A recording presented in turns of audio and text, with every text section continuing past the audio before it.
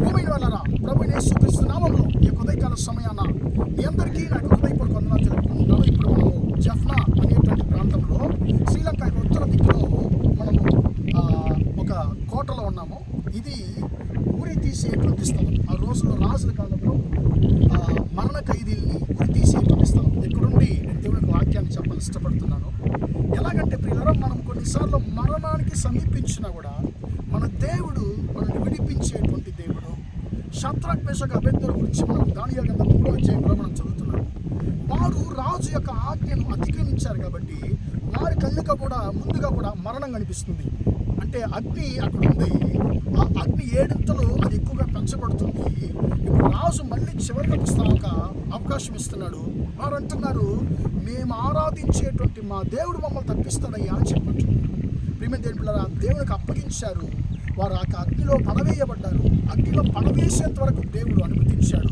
కానీ అగ్నిలో పడవేసినప్పుడు ప్రియమైన దేవుళ్ళారా, అద్భుతకరంగా దేవుడు తన దూతను పంపి వారిని విడిపించారు. ప్రియమైన దేవుళ్ళారా, ఇప్పుడు రాజు భయపడుతున్నాడు, రాజు ఆందోళన పడుతున్నాడు. మనం ముగ్గురిని కదా పడేశాము, కానీ నలుగురు తిరుగుతున్నారు, వారికి ఏ యొక్క అపాయం రాలేదని చెప్పి రాజు వణుకుతున్నాడు. రాజు అంటున్నాడు, అయ్యా మీరే బయటికి రండి అని చెప్పి వారిని పిలుస్తున్నాడు.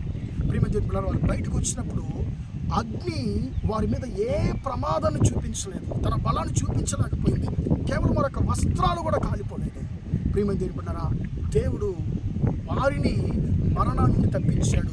మిమ్మల్ని కూడా దేవుడు మరణం నుంచి తప్పించగలిగిన దేవుడుగా ఉంటున్నాడు. కొన్నిసార్లు కొంతమంది అంటున్నారు, నా కళ్ళ ముందుగా చావు కనిపిస్తుంది బ్రదర్ అని చెప్పి అంటున్నారు.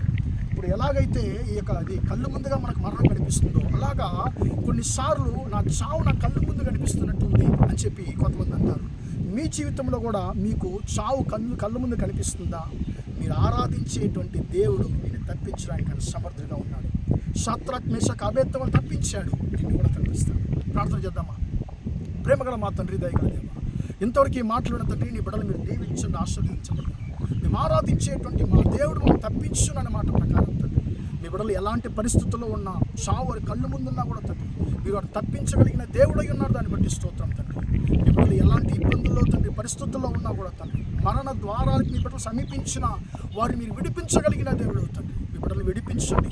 ఈరోజంతా కూడా మీ బిడ్డలు చేసే అన్ని విషయాల్లో మీ హస్తం తోడుని ఆశీర్వదించండి. వారికి అద్భుతాలు జరిగించండి, శత్రువులను హెచ్చించండి. యేసు నామములో ప్రార్థిస్తున్నాను తండ్రి. ఆమేన్, ఆమేన్. ప్రియమైన వాళ్ళారా, దేవుడు నుండి ఆశీర్వదించండి. క్రైస్తవ